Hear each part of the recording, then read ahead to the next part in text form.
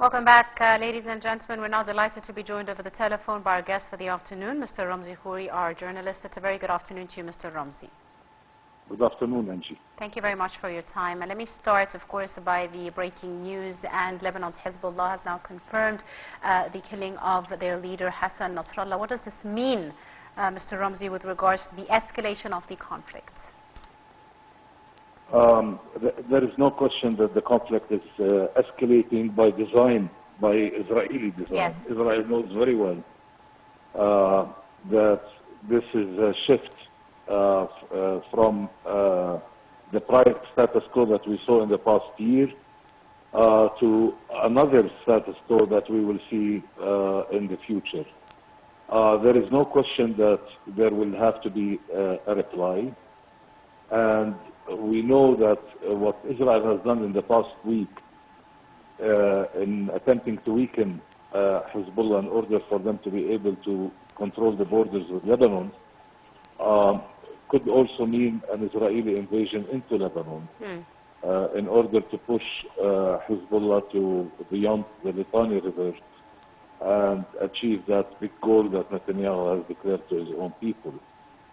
So we should expect what Israel is expecting. Israel has opened all of their underground protection units that have to the public, and also they are enlisting the army in order to make sure that they have enough manpower on the ground. Yes. And all of this is being built on the Israeli-Lebanese border, Angie.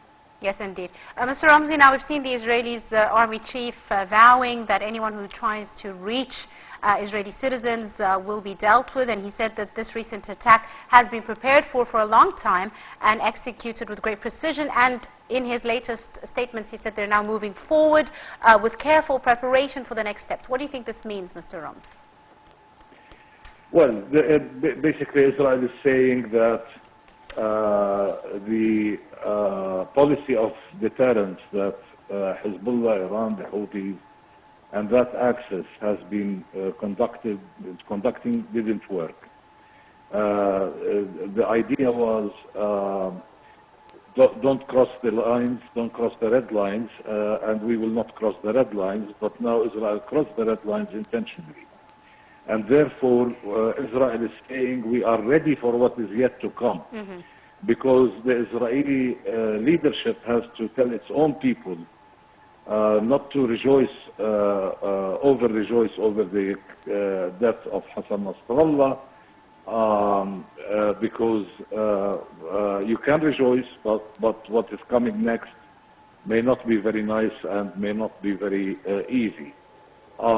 So that message is being sent out now, while at the same time threatening Hezbollah, Iran, etc., not to overreact and maybe convince them to go back into their deterrence policy that hasn't worked, and therefore get hit less than what they would be getting under the circumstances. This is basically what Israel is doing, but Israel doesn't really care.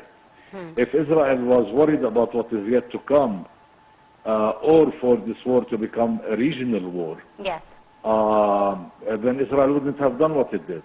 Indeed. And Israel wouldn't have done it either without making sure that it has the support of the USA.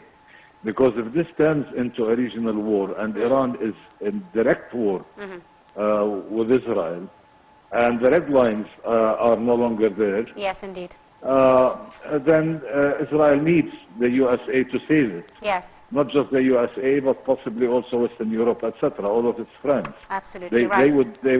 They would need to come into Indeed. action. I'm sorry, Mr. Ramzy, we'll have to leave it at that. We've run out of time. I'd like to thank you very, very much, our journalist, Mr. Ramzy Khoury, for your time and for joining us.